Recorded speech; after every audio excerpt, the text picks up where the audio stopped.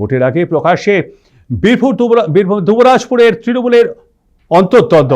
পাদুমা এলাকায় তৃণমূল কংগ্রেসের বুথ সভাপতি সো আদানকে মারধরের অভিযোগ দলেরই ব্লক কনভেনারের বিরুদ্ধে।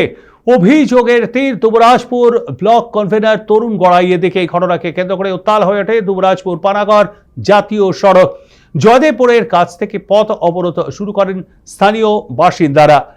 এর জেরে দীর্ঘক্ষণ বন্ধ থাকে যান চলাচল। বিক্ষোভের মধ্যেই তারা আটকে দেন তৃণমূল নেতা অনুব্রত মণ্ডলের কনভয়।